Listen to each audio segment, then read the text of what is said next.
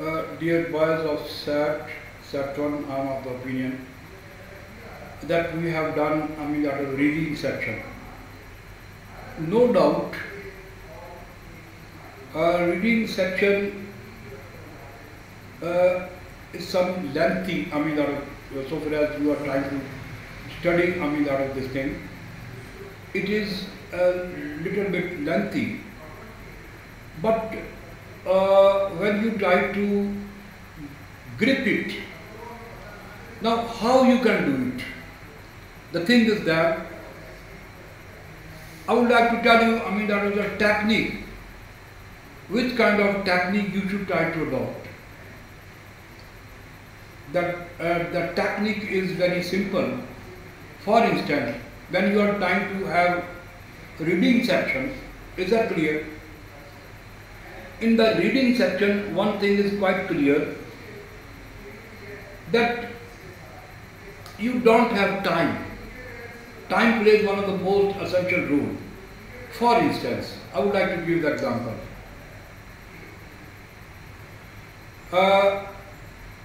If you read out, out of the reading section, in other words, the comprehension, you will need at least, 10 to 15 minutes. And for the SAT examination, the examiner or the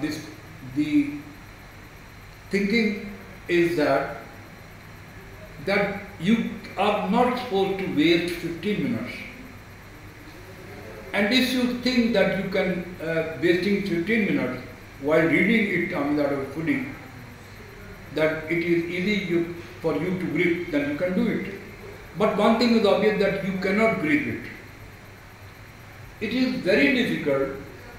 I am of the opinion, try to listen, my dear student. What happens is that if you want to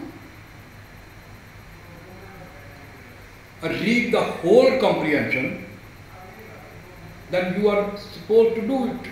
It's a good thing. But actually in SAT 1, you don't have time.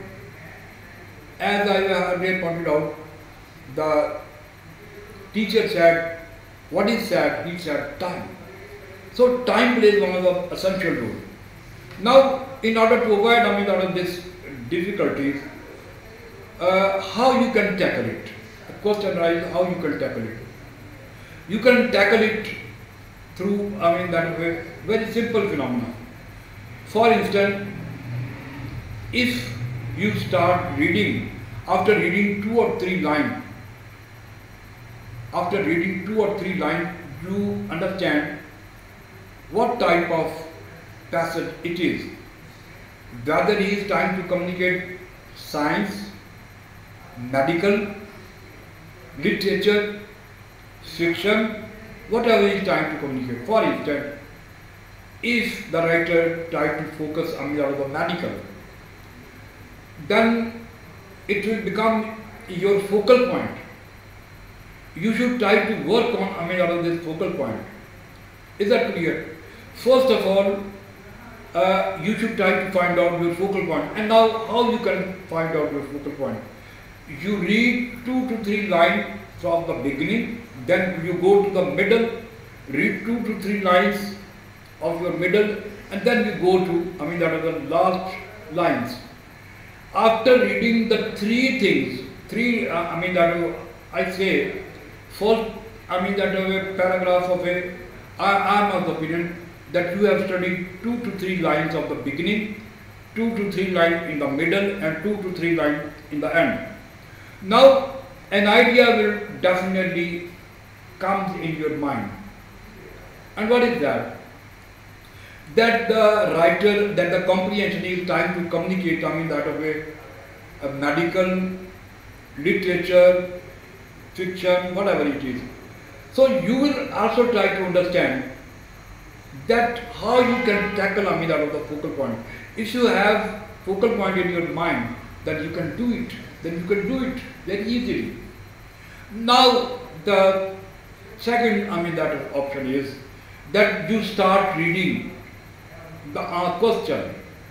For instance, you have 10 questions, for instance. Now you read the 10 questions and think that these 10 questions are your point of your comprehension. So if you work on this perspective, if you work on this technique, then you can do it. And on top of that, then there is another, other things. Then there is another thing. For instance, the writer asks you what it means by this word. For instance, line 16 or line 20, he says, he tried to underline any line and says what it means according to the para. So you must not be very quick. You should try to go two to three lines up and 2 to 3 lines down. Then you can find out your answer.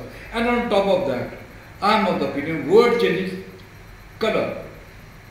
Word changes color like chameleon. Word changes color like lizard. For instance, sometimes the same word is used in the context meaning. The same word is used in the denotative meaning. Now it is up to you. It is up to you that whether the writer is trying to discuss this word in the context meaning or in the denotative meaning. So it must be your first and foremost duty. Naturally, what happens is that the most important problem which I have seen, out of many students, and what is the problem? That they cannot differentiate, the meaning of the word, whether this word has been used as a context meaning or as a denotative meaning. Now it must be the first and foremost duty that they should try to understand whether the writer is trying to communicate its context meaning, this word, or in the denotative meaning. Or on top of that, the central idea of this comprehension, do you think that the writer is trying to communicate in the in the context meaning, or do you think that writer is trying to communicate this central idea in the context or in the denotative?